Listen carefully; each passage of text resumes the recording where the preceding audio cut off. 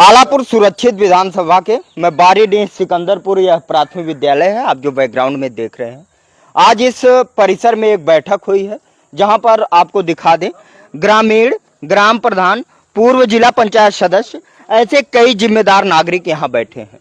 किस लिए बैठे हैं, क्या कुछ निर्णय लिया गया है, इस बात पर हम आपसे चर्चा करेंगे। तो बारी बारी से सभी लोगों से चर्चाएं होंगी। पहली चर्चा यहाँ पहले व्यक्ति से, क्या परिचय है आपका? मैं राज बहादुर यादव प्रधान प्रतिनिधि के हैसियत से बैठा हूँ।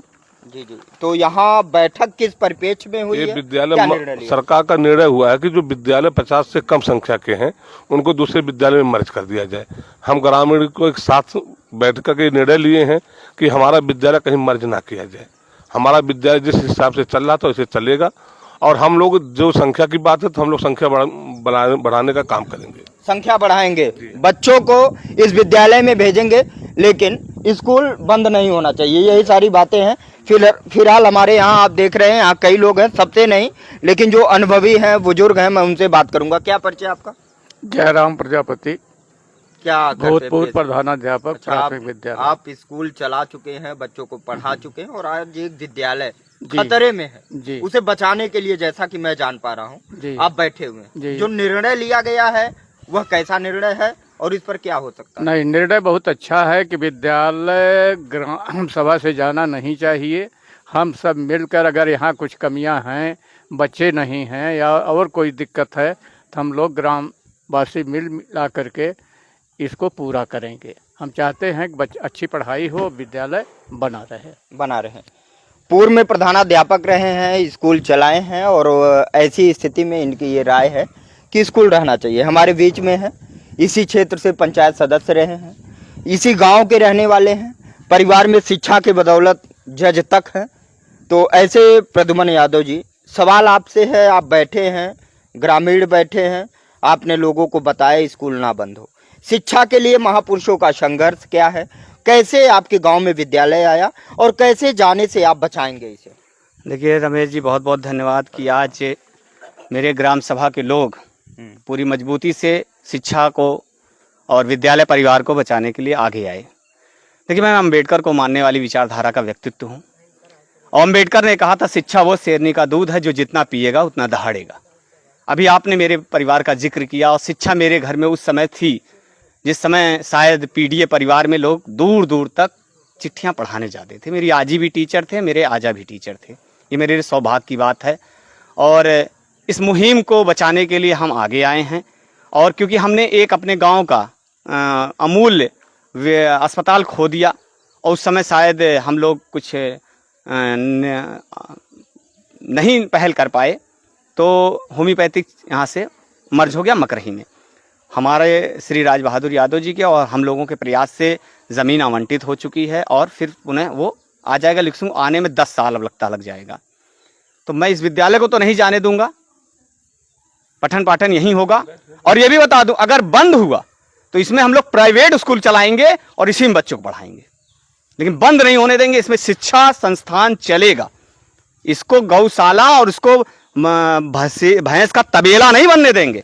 ये हमारे पूर्वजों के मेहनत से बना है, कितना संघर्ष किया। मैंने पिछली बाइट में आपको बताया कि कितना, अभी राज बहादुर जी ने बताया ना कि पूर्व प्रधान श्री कुदई यादव जी ने खांची से ढोया था मट्टी।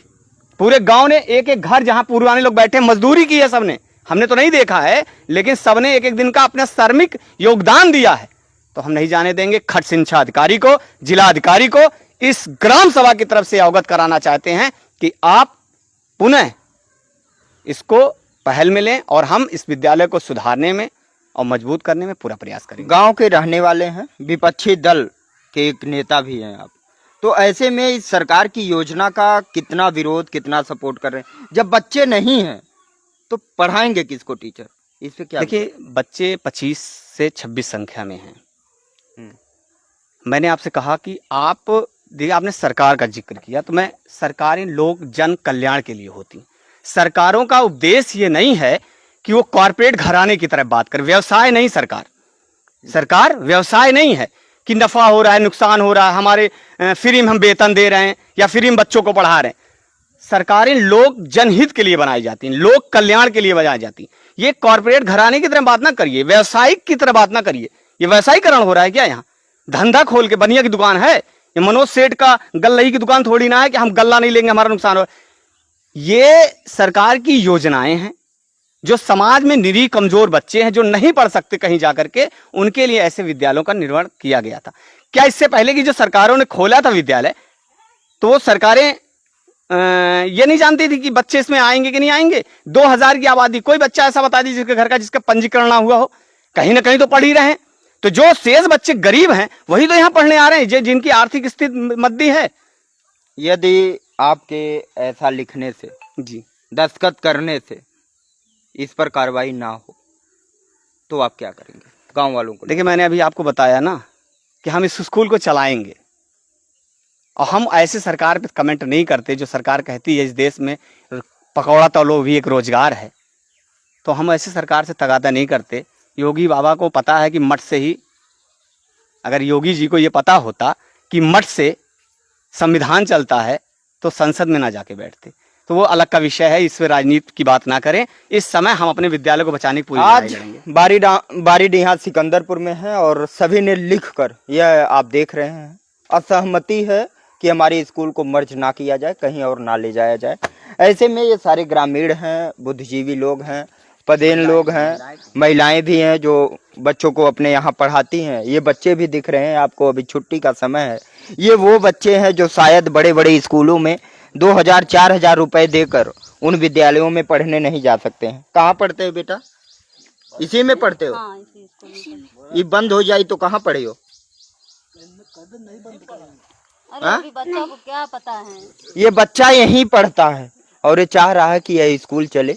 ग्रामीण चाह रहे हैं चले, यहाँ के प्रधान प्रतिनिधि चाह रहे हैं चले, माताएं बहनें क्या कह रही हैं? ये स्कूल कहीं नहीं जाना चाहिए। छोटे छोटे बच्चे कहाँ जाएंगे? अगर सड़क पे जाएंगे, कोई दुर्घटना हो जाती है तो क्या इसका जिम्मेदार कौन बनेगा? ये स्कूल चलना चाहिए। ये स्कूल चलना क्या चाहिए। चलक चाहिए स्कूल। क्या कह रही हैं? स्कूल भैया चलक चाहिए। आप पढ़ी लिखी हैं ना, लेकिन वो बच्चवा को पढ़ने के लिए दूर जाना पड़े कि ये स्कूल चलना चाहिए? हाँ, स्कूल चलना चाहिए। चलक चाहिए। सभी लोगों का कहना है कि स्कूल चलना चाहिए, सबकी मांग भी है। लोगों ने असहमति जताई है कि यह स्कूल मर्ज नहीं किया जाएगा। फिलहाल लोगों का ये कहना है कि स्कूल हमारे गांव में बड़ी मेहनत से आया है। यहाँ के पूर्व प्रधान ने अपने सिर पर खांची और मिट्टी पाट कर इस विद्यालय को बनाया है, तो यह विद्यालय मर्ज नहीं होना चाहिए। फिलहाल इस पर क्या कार्रवाई होती है आपको अवगत कराएंगे। फिलहाल ग्रामीणों की आवाज पर कितनी कार्रवाई होती है इससे भी हम आपको अवगत कराएंगे। आप बने रहिए हमारे साथ। बहुत बहुत धन्यवाद। नमस्कार।